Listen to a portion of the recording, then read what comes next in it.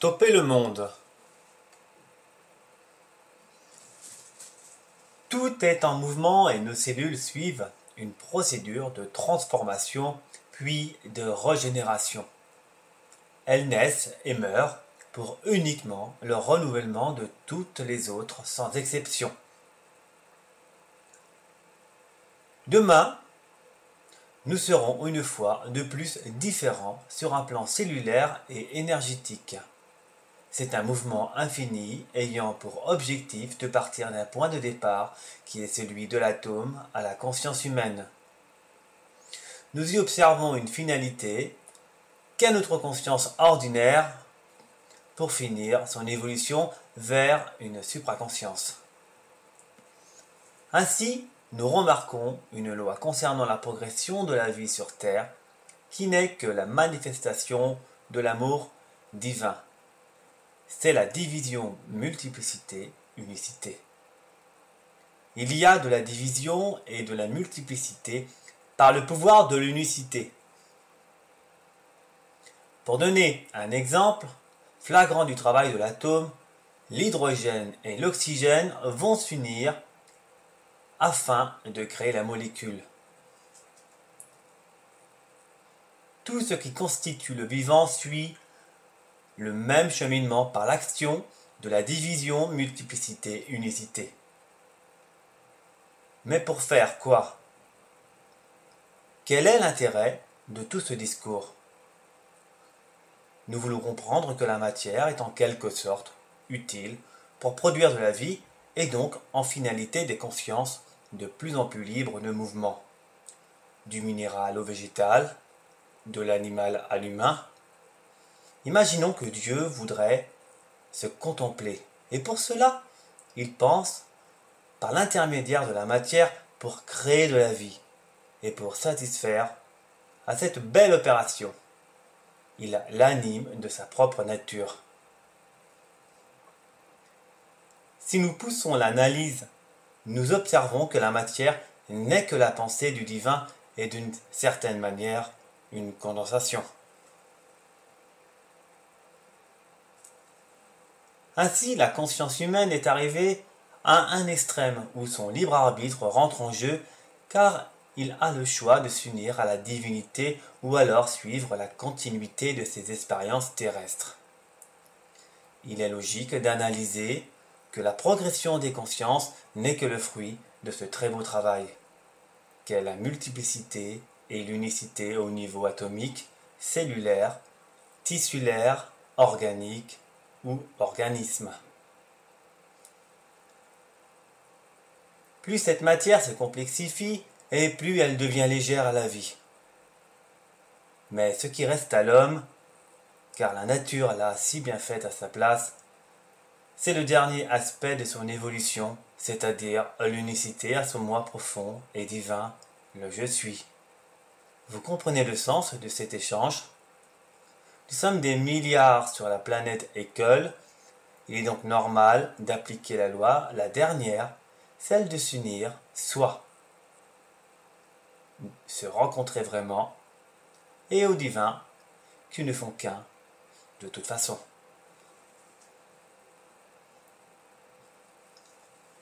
Ce qui évidemment pose la stagnation des consciences est cette formation de l'ego qui est entièrement naturelle et rien ne sert de dire que c'est un attribut artificiel venant des entités extraterrestres pour fuir ses responsabilités spirituelles.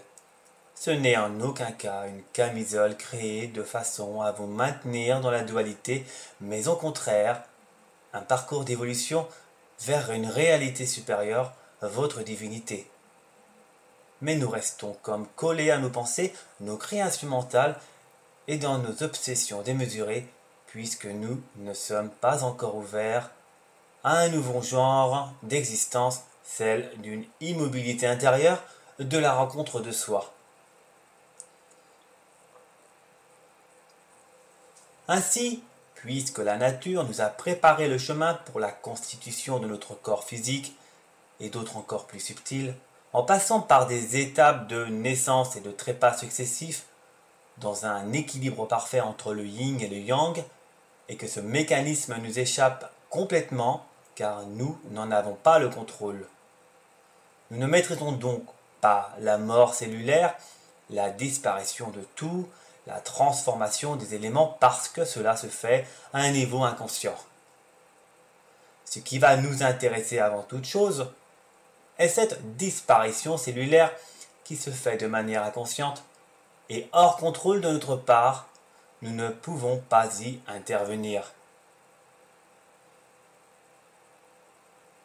Mais rien ne nous empêche justement d'intervenir puisque nous sommes désormais des êtres du dernier maillon du cycle d'évolution de la conscience. Notre libre arbitre ne nous empêche en rien l'intervention de cette loi de transformation. C'est de cela que nous parlons, pouvoir utiliser la mort afin d'évoluer. D'une part, la mort n'existe pas, mais ce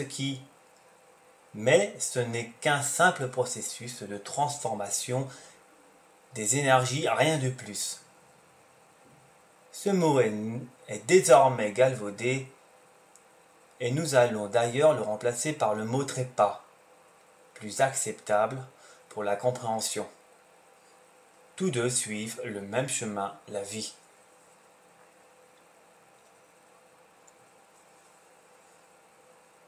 Nous allons commettre un acte volontaire.